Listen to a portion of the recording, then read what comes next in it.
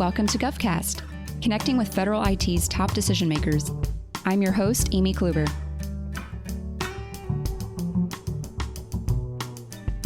During a time when the pandemic has truly affected life around the world in many ways, international trade is an important function for a thriving global economy as we aim to resume normal life again.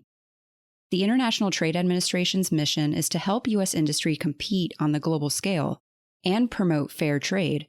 It does so by fostering economic growth and prosperity through global trade, as its own vision says. CIO Rona Bunn is amid a broad tech modernization strategy that is aiming to incorporate more emerging technologies like automation and risk management, and also shifting the organization to a client-centered mentality. This includes a new effort she's launching this summer, a client portal called My ITA. She discusses with us a look at what's coming up with that, as well as how she is transforming data, process, and culture to further these efforts.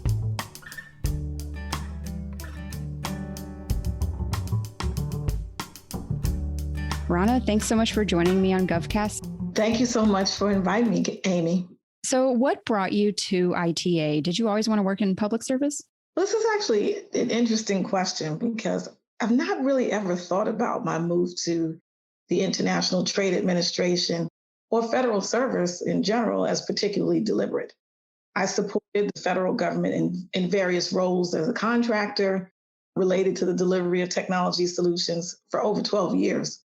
But then I transitioned to a business-focused role within my company. And after a couple of years there, an opportunity was presented to me at the DOJ, Antitrust Division, that would realign my career path back toward a CIO. And after about 3 years running the office automation staff at the Antitrust Division, I looked for a role that would provide the opportunity to lead a larger organization and make a bigger impact in citizen service delivery. And so I've always had a connection and desire to be involved in public service. For most of my life, I've been a public servant in some capacity. I've been involved in organizations such as church and sorority that focused on enhancing the lives of others through programs that addressed education, health, international development, as well as STEM, of course. But I would definitely say that my passion for service is a big contributor to my path here, but I have an equivalent passion for transforming organizations utilizing technology to drive outcomes. So here at ITA, there is ample opportunity to put these passions to work and make a big impact on U.S. businesses and the economy, as well as the lives of U.S. citizens and others around the world. Can you describe ITA's role a little bit more for our nation? Where exactly does it fit underneath the Commerce Department, and how does technology really fit into its goals? The International Trade Administration is a bureau or sub-agency to the Department of Commerce. And ITA's mission is to create prosperity by strengthening international competitiveness in U.S. industry. We also promote trade and investment, ensure fair trade, and compliance with trade laws and agreements. ITA has an especially important role in the global economic recovery in the wake of COVID-19 right now. We're working every day at improving the global business environment and helping U.S. companies compete at home and in international markets. As in most agencies, technology is a cornerstone for many business processes that drive the execution of our mission. My organization, Technology Services and Innovation, is more commonly known within ITA as TSI. We support ITA's mission just as our name suggests. We provide platforms and infrastructure, i.e. computing equipment, connectivity, and security. And those things enable our ITA colleagues to reliably be productive each day. We also, as we strive to provide assistance to as many clients as possible, we also partner with our mission colleagues to automate business capabilities through an array of technologies that help to increase the capacity to service our clients. In addition, we support the creation of better client experiences. And I can give you a particular example. ITA has a vast number of products and services as it provides to its clients to advance exports and inward investment. In addition to that, some of our services are driven by statutory requirements, and they require consistent, reliable execution within defined timeframes. So we're constantly looking for ways to innovate business process to deliver better quality and efficiency. And my office delivers technology solutions with that in mind, as we know it's critical for our clients' continued success. As an example, part of ITA's trade enforcement mission, we participate in Section 232 exclusion request review process. And that process considers whether to grant exclusions from national security related duties to a party's imports of certain steel and aluminum articles. I know that's a mouthful, but the exclusions process is led by the Bureau of Industry and Security, but also involves ITA in that process. Both sub-agencies are within the Department of Commerce. Needless to say, the process is very complicated to manage, with thousands of requests filed by constituents with BIS on a monthly basis.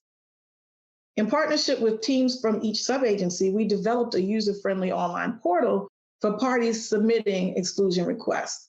And that new portal streamlined the exclusion process for external parties by eliminating the separate submission of attachments and replacing the data collection points with a web-based form inclusive of the enhanced data integrity and quality controls that are necessary for a great process. In addition, the portal improved transparency by allowing parties to track all information on each exclusion request in one system.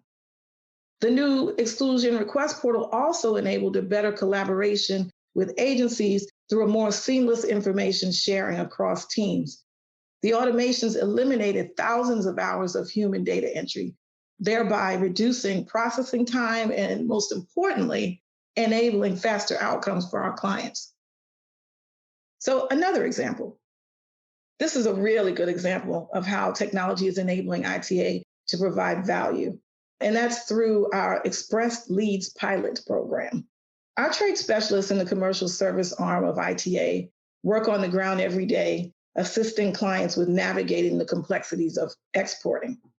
Express Leads captures, evaluates, and provides American companies with early stage information on opportunities in sub-Saharan Africa's power sector. Until about a year ago, it was a largely manual process. It was very time consuming. As an interagency pilot between the Department of Commerce and Power Africa team at the U.S. Agency for International Development, also known as USAID, the vision was born to implement a fully automated solution to help companies generate new business opportunities by packaging all this early stage intelligence and sending it to targeted US companies. And so my team, using a human-centered design approach to achieve these specific outcomes, we partnered with ITA's business units to build an integrated solution that automated the critical processes with existing technologies. So now, using our collaboration suite, the Power Africa group collaborates on collecting and evaluating that early stage market intelligence, and then they identify companies and deliver to them the information using our client relationship management and digital marketing platforms. And that information is automatically loaded into a visualization tool that is used to analyze and track the process, enabling a core piece of the lead management process. And since we've launched the initial pilot, we've expanded to another region. And as a result of this, we've accelerated stalled client projects, we've expanded the commercial service networks, and revived relationships that would very likely result in business expansion.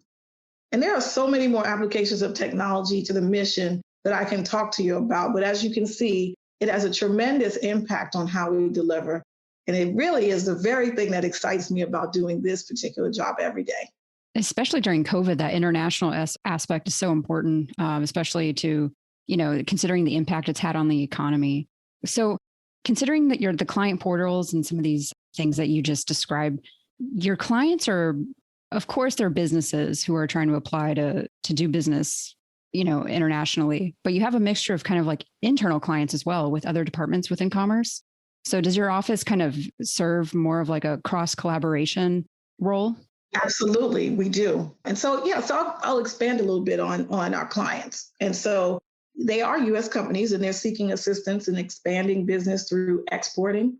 And they may also be economic development organizations seeking to attract foreign direct investment to their state or local community. And so we're intensely focused on small and medium businesses, and about 90% of our clients are small and medium businesses. We also work with foreign companies and investors that are interested in doing business with US companies or investing in the United States. We offer our clients products and services that are related to export assistance, investment facilitation, market intelligence, and ensuring fair trade. And so our export assistance services are delivered through our network of trade professionals, and they're located in more than 100 US and commercial service offices nationwide in more than 70 countries. And we work with our internal customers, the business, to help them to deliver products and services such as export education, access to resource directories, customized market research, featured service listings, business to business matchmaking, and a host of other services, as well as various data products that help our clients to inform their business decisions. And so we have a cadre of economists that work in the export promotion area, and they're specialized trade and industry professionals that develop market intelligence and produce top market reports, as well as country commercial guides that give clients insights on market conditions, as well as guidance for competing in the specific regions. And so we are working every day with the folks that are providing those services to figure out how to make their processes more seamless and gain productivity. We also provide services in ensuring fair trade, which aids clients in resolving foreign trade barriers. Additionally, through the anti-dumping and countervailing duties petition counseling service that we provide, we educate clients on options under the U.S. trade and trade remedy laws, and we provide guidance on how to file anti-dumping and or countervailing duties petitions for investigation. We will also participate in the negotiation of trade agreements to assist with removing barriers. We provide information and counsel, connections with potential partners, and assistance with navigating the regulatory environment for business investors. And we provide them with marketing and promotion services for U.S. economic development organizations to interested parties. Wow. So there's certainly a lot at play, especially when you get into the regulation side of business and, fair business, as you mentioned. I do want to go back to the point you said about automation. You focused a lot on automation at Justice, if I recall. So what'd you learn there? That's a great question.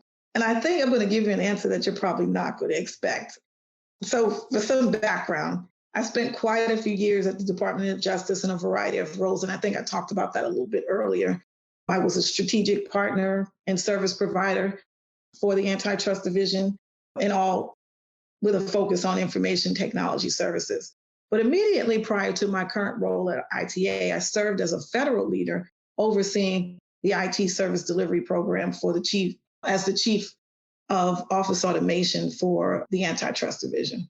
And so while my primary responsibilities were to deliver secure, reliable, and available infrastructure, enterprise application services, my efforts were largely centered on transforming services and service delivery to enable greater accessibility and efficiency of the use of technology. And so I drove the design and implementation of mobility, data center consolidation, equipment and services rationalization, cloud strategy, modernization of enterprise litigation support applications, just to name a few of the transformations that we conducted to improve business process. But when I think about what I've learned, I can certainly talk about the exciting capabilities and cost-efficient benefits of the various cloud platforms and services, or virtual desktops, or litigation discovery automation. However, I would say that the most important thing that I learned is not directly related to technology, but it was how to manage the constant requirement for change that CIOs have to navigate on a daily basis as we are transforming the business. And some would say it's nearly impossible to drive drastic change in a government environment. I won't say that it's easy, but it can certainly be said that it becomes more palatable with a laser focus on managing expectations and navigating obstacles, and doing that with a thorough change management plan. So, in the massive technology overhaul that I implemented at the Antitrust Division, I learned that just short of excessive communication with constant polling and community activation, they are the most critical components of change management and being able to drive change in adopting new process and transforming processes. I know that, some of the things that I mentioned, about, constant polling and community activation sound similar to things that you would do if you were running for an office. When I think about my experience, I did many of those things that a candidate would do to achieve success in all of these changes. I developed a vision and a case for change with the benefits for the constituents, conducted town halls in offices across the country, and listening to the needs of the community. I also enlisted champions and early adopters in every office to help me move the change. I also took new solutions on a roadshow. I did demos before I deployed things and created mechanisms. The most important thing, I think, is creating those mechanisms for collecting and reacting to the feedback so that we can avoid work stoppage. But putting the time into change management daily allowed me to convince customers to do a number of things. First and foremost, ridding reluctancy and creating the desire to adopt more restrictive policies, if you can believe that, for their benefit, as well as an unbelievable amount of change in the pace of technology change to include new computing platforms with new operating systems, many productivity applications upgrades, new identity and access management solutions, new remote access, and much more. And I did all of that within 14 months, which seems something that's impossible, but I did. And I would say that it is due to change management. So technology is always changing. There's always going to be something new to learn about automating things and building new services. But change management continues to reap benefits in my experience. Definitely, especially with those emerging technologies, that change management is always going to be a crucial piece of that puzzle. Absolutely. So you also had a significant time in the private sector. And I know you mentioned a lot about regulations and kind of like barriers in government. What have you learned about the state of technology in federal government due to your time there? This is a great question. Having spent time in the private sector and driving organizational efficiency with technology, I can say that rapid adoption of technology was significantly less challenging than it is in the federal government. And that's largely because in private sector, the competitive forces necessitate rapid change. And the construct of the organization and processes are generally designed to facilitate shifting of resources when necessary. In the government, resource constraints, funding, acquisition, processes, staffing have historically limited our ability to be nimble and forward-leaning in the use of technology. But as of recent, due to the advancements in technology, the portability of technology services, and the pay-as-you-go costing models, I believe that the state of technology has begun to turn a corner toward great in many agencies. And these advancements are breaking down those barriers to adoption and our ability to rapidly adopt individual capabilities as our resources allow. Many agencies have at least begun to transition to cloud services, unlocking, the ability to modernize systems for cost efficiency and the ability to leverage leading edge capabilities without having to make significant investments in personnel and capital expenditures. At ITA, we're actually in really great shape when it comes to technology.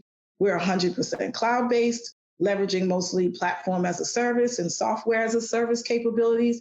We've invested in digital to support our online channel and enabling us to provide better client experiences every day.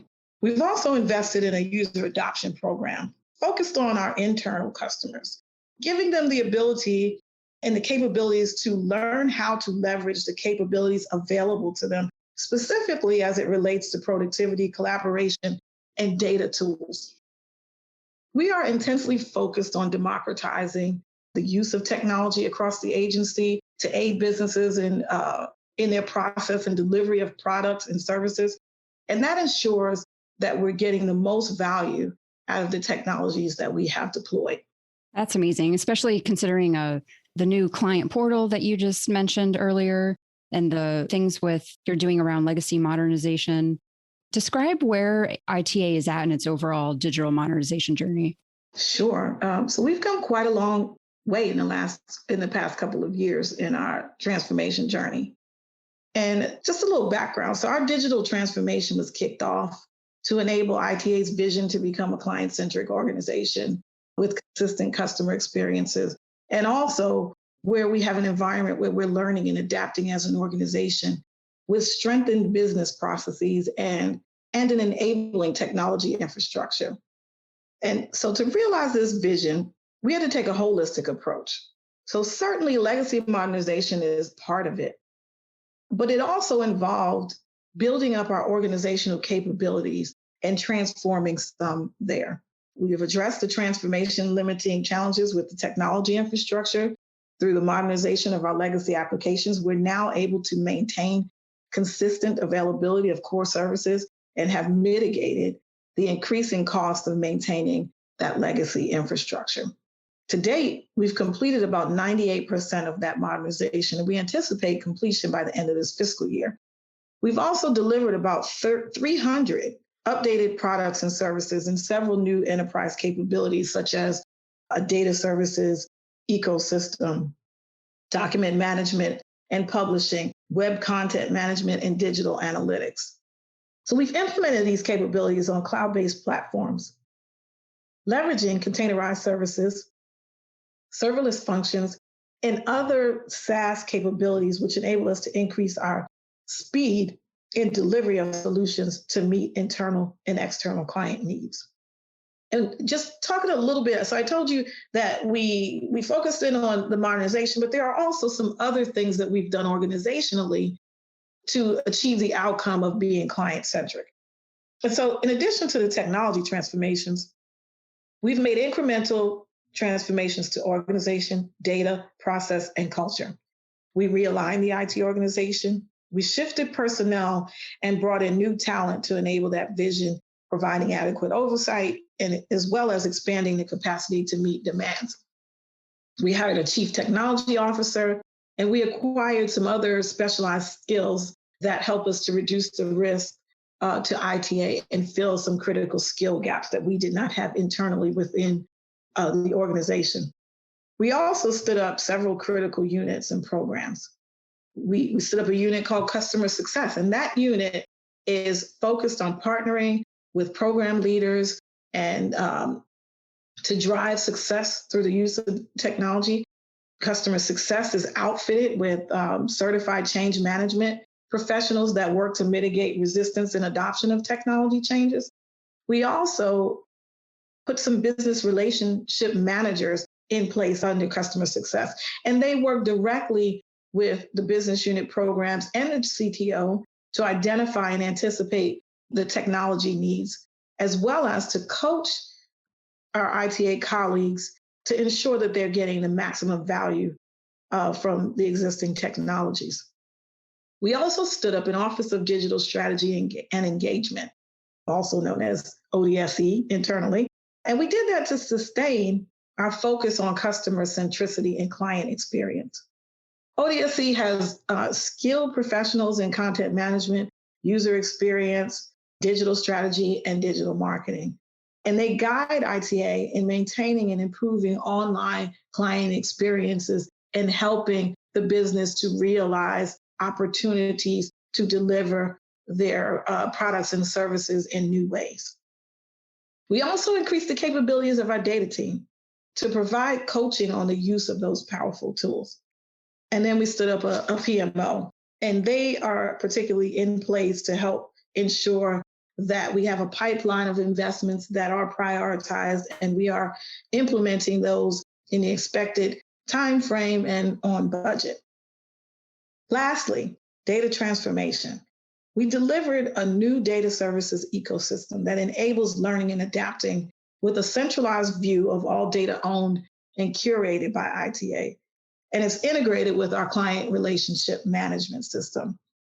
It also provides the tools that enable business units and citizens to manipulate data securely and to develop new products without the assistance of TSI and the IT organization.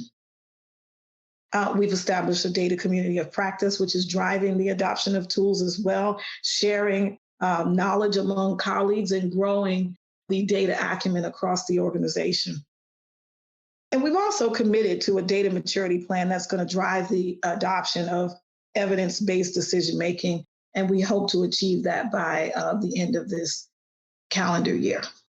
Lastly, I did say lastly on the last one, but it isn't. So we also did some transformation, right?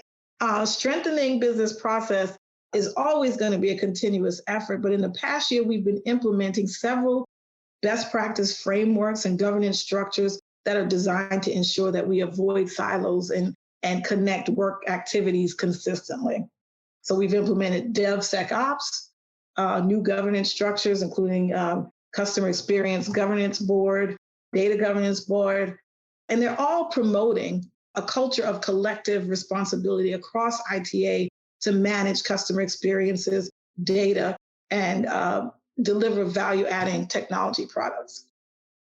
And so now, finally, we are driving cultural change to increase desire, ambition, and technical acumen, and with the intent to serve our clients better. Wow. That is certainly a lot that's going on as far as, bringing the agency to a more of a client-focused, mission-oriented department. Is there anything unique to ITA that you're dealing with from maybe not just a tech standpoint, but considering all this change management, the legacy, and kind of like these culture overhauls that you're going through? Is there anything unique to ITA considering how dispersed it is, with its offices all over the world and the international nature of its mission? This topic actually, this question makes me smile because a couple of years ago, I probably would have said that there are several pain points to talk about as it relates to delivering IT services across the world. But today, there are very few things that come to mind thanks to the advancements of technology. The cost of support is down, staff productivity is up. There's rarely a need to provide on-site support because we have deployed tools that, allow us to completely configure and manage equipment remotely from our centralized customer support center. Historically, communication costs were also very costly. They required relationships with many different suppliers. But with advancements in cloud services, we're in the process right now of deploying a new telephony solution with a single provider for the entire organization. The only challenge that comes to mind is not really something I can solve, but just with equipment distribution, the lead time as it relates to delivery and receipt at some sites. That's out of our hands. And, once the equipment is in hand, the ITA colleagues are able to access services from anywhere on any supported device, and location is agnostic. Well, that's good to hear. So I know you discussed several things over the course of this interview, some new things that came out. Is there anything you're excited about coming up, whether it's, impacts from the new presidential administration or anything in the cybersecurity environment that you see impacting ITA? Yeah, we've got some really exciting things coming up. As part of our transformation strategy, we've undergone several initiatives to renew our commitment to serving our clients better and increasing our reach. And that is a focus, a strategic focus for the years to come. So specifically over the past several months, we've been focused on improving our online channel, which is going to enable us to do many more things.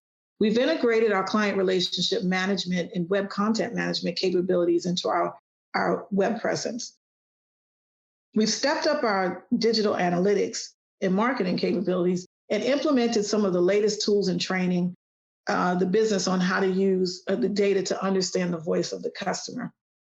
This summer, truly exciting, we will be launching our first ever customer portal called My ITA. In its initial release, clients will be able to manage their paid services all in one place.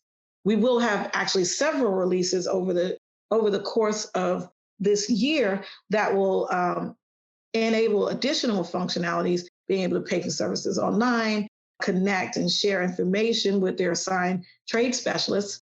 And for new clients, they will be able to connect with their trade office in their region to request services via the portal. This is going to be game changing for us. It's going to springboard us into evolving our services and exponentially increasing the clients that we can serve. So as we talk about emerging technologies, the most exciting technologies for me are centered around data and artificial intelligence. There are so many services right now at our fingertips that will provide incredible insights and automation that are available to us through cloud services. And those things can be rapidly deployed and configured to provide immediate value without having extensive experience in AI. We've already begun to incorporate AI in our roadmaps. We plan to implement robotic process automation to provide better customer experiences for self-service requests, as well as integrated into our data collection points within our internal customer support capabilities. We are also exploring machine learning capabilities for the portal to collect and analyze clients' needs, and that will enable us to automatically curate information, products, and services specific to each unique client's needs and present that to them in the portal. So deployed strategically, these technologies have the potential to provide so many benefits to ITA. They'll drive costs out of operations, and they will further expand our capacity to provide impactful assistance. In the future, we'll also be applying these tools to provide deeper insights and predictive analysis in our market intelligence products, which may provide increased competitive advantage to our clients. And that is value. That's fantastic.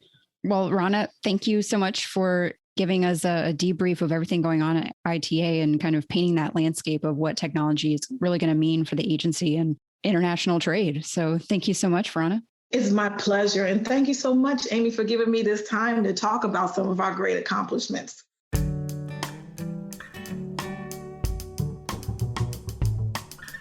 GovCast is a production of Government CIO Media and Research. For more podcasts, head to our website. And please, if you liked what you heard, let us know by leaving us a review in iTunes. We continue to strive to help you connect with federal IT's top decision makers. Thanks for listening.